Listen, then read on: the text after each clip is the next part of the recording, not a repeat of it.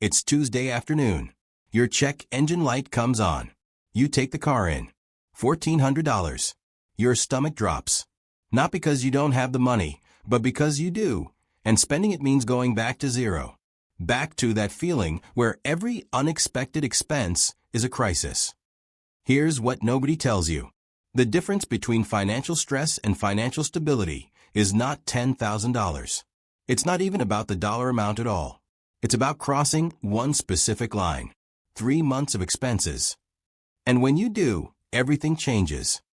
This is educational, not personal financial advice. Most people think about emergency funds the wrong way. They hear $10,000 and think that's the goal. Or they save $2,000 and feel like they've barely started. The problem is, a flat dollar number does not account for your life. If you spend $3,000 a month, $10,000 is more than 3 months. If you spend $6,000 a month, $10,000 is less than 2. The milestone that matters is time, not dollars. Let's talk about why 3 months is the number that financial experts recommend. And it's not random. The median duration of unemployment in the United States is around 10 weeks. That's roughly 2.5 months. But the average is closer to 23 weeks. Almost 6 months. Most people find work somewhere in that window. 3 months is the realistic middle ground. It gives you enough time to handle a job loss, a medical issue, or a major car repair without panic. Here's what the data shows. According to the Federal Reserve, 55% of American adults have set aside 3 months of expenses in emergency savings. That sounds decent until you realize it means 45% do not. Nearly 1 in 4 Americans has no emergency savings at all. If you're in that group, you're not failing. You're just starting from where most people actually are. But here's where it gets interesting. Research from Vanguard found that people with at least $2,000 in emergency savings report financial well-being scores that are 21% higher than people with no savings. They also spend about half the time, around 4 hours a week instead of 7, thinking about and dealing with their finances. Even a small buffer changes how your brain works. Once you hit 3 months, that shift becomes even more pronounced. You stop making decisions from fear. You start making them from strategy. Let's break this into a framework you can actually use.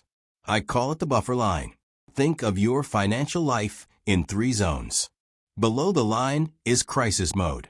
No savings. Every surprise is a potential disaster. At the line is the 3-month mark. You have enough time to handle most shocks without derailing your life. Above the line is growth mode. You can start investing, paying off low-interest debt faster, or funding bigger goals. Most people get stuck below the line because they're trying to do everything at once. They're saving, paying off debt, contributing to retirement, and wondering why nothing moves. The smartest order is this. Get to 3 months first, then shift focus. Not because other goals don't matter, but because 3 months is the foundation that makes everything else easier. Here's how to calculate your number. Start with your actual monthly expenses. Rent or mortgage, utilities, groceries, insurance, gas, minimum debt payments.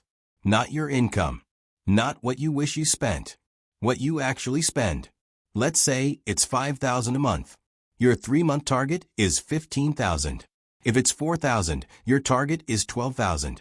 This is your buffer line. Now let's talk about the psychology. When you have no savings, every decision is reactive. Car breaks down, you put it on a credit card. Medical bill arrives, you skip it and hope. Lose your job, you're scrambling immediately. This creates a stress loop. You're constantly in fight or flight mode about money. Studies show that financial stress increases time spent worrying by 3 to 4 hours per week. That's over 200 hours a year just spinning. Once you cross the 3-month line, something shifts. You're still careful, but you're not in crisis mode. A surprise expense is annoying, not catastrophic. You can take a day to decide instead of panicking. You can negotiate a medical bill instead of just paying it. You can turn down a bad job offer and keep looking. This is the real power of the 3-month buffer. It buys you time, and time buys you better choices. Here's the part most people miss. The 3-month fund is not just for job loss. It's for everything. The fridge dies. The dentist finds a cavity. Your kid needs something for school. The average American faces multiple small emergencies each year. Things in the $500 to $2,000 range. If you have 3 months saved, these don't touch your core buffer. You handle them and move on. Let's talk about the most common objection. What about debt? If you're carrying high-interest credit card debt, should you still build the 3-month fund first? Here's a practical answer. Aim for 1 month of expenses first. Call it your starter buffer. Then attack high-interest debt. Once that's gone, go back and build to 3 months. This gives you a small cushion, so you don't go deeper into debt when the next surprise hits, but you're not ignoring 15 or 20% interest rates. If your debt is lower interest, student loans, car payments, mortgage, build the 3-month fund first. The psychological benefit of having that buffer often outweighs the small amount of extra interest you'll pay over a few months. Plus, once you have the buffer, you can direct all your extra cash toward debt without fear. Here's a quick test. If an unexpected $1,500 expense hit you tomorrow, what would you do? If the answer involves a credit card, a payday loan, or asking family for money, you're below the buffer line. If the answer is, I'd pull from savings and rebuild over the next few months, you're at or above it. That's the difference. Now, let's make this actionable. First step, calculate your real monthly burn rate. Pull up your bank statements from the last 3 months. Add up everything you spent. Housing, food, transportation, insurance, debt payments, utilities, subscriptions. Divide by 3. That's your average monthly expense. Multiplied by 3. That's your buffer line target.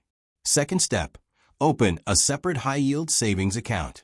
Do not keep your emergency fund in your checking account. You'll spend it.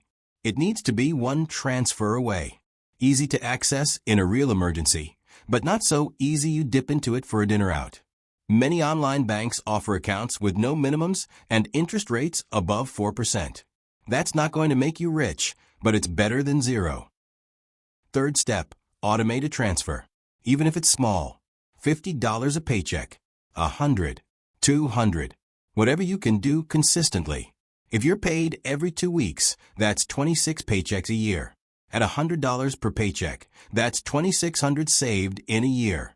If your 3-month target is $12,000, you're over 20% of the way there in year 1 with almost no friction.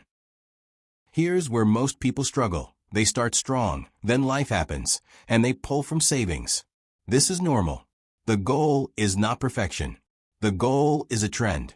If you save for 6 months, pull some out for a real emergency, then rebuild, you're still ahead of where you started. The buffer is meant to be used. That's the whole point. You just want to rebuild it after.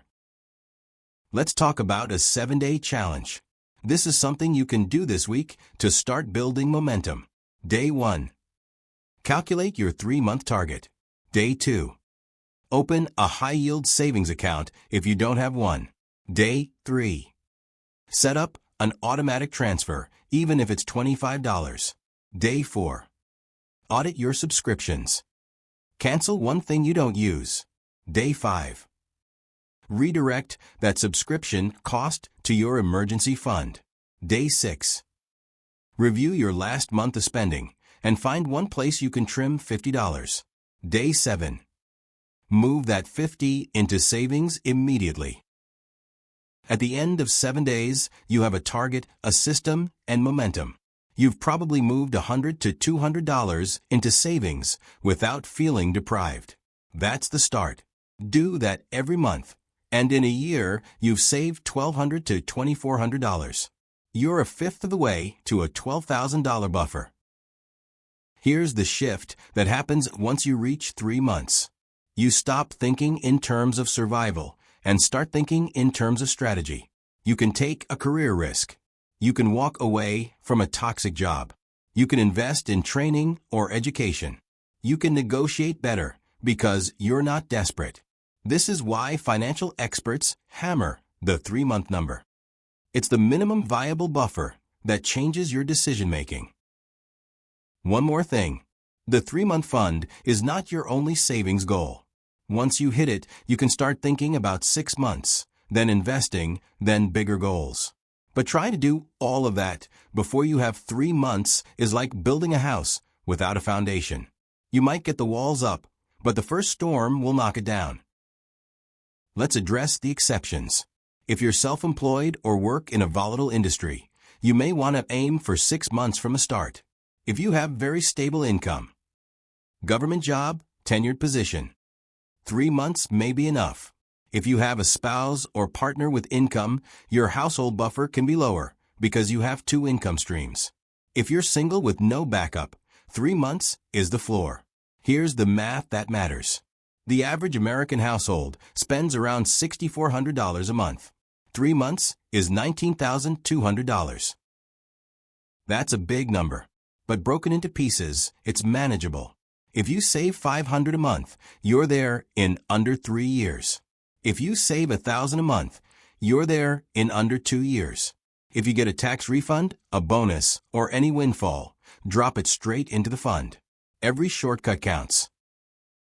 The psychological research backs this up. People without emergency savings are 3 times more likely to report increased financial stress year over year. They spend more time distracted at work. They make worse financial decisions under pressure. Having the buffer doesn't just protect you from emergencies. It protects you from yourself. Here's the final point. The 3-month emergency fund is not about being perfect. It's about being protected. It's not about having everything figured out. It's about having enough time to figure it out when something goes wrong. And it will go wrong. The car will break. The job will end. The medical bill will arrive. The only question is whether you'll have 3 months to deal with it or 3 days. If you take one thing from this, let it be this. The goal is not $10,000. The goal is not some number you saw online. The goal is 3 months of your actual expenses, sitting in an account you control, ready to catch you when you need it. Once you have that, everything else gets easier. Not because money solves all problems, but because time does, and 3 months buys you time. Start today. Calculate your number. Open the account. Automate the transfer. In a year, you'll look back and realize this was the moment everything changed.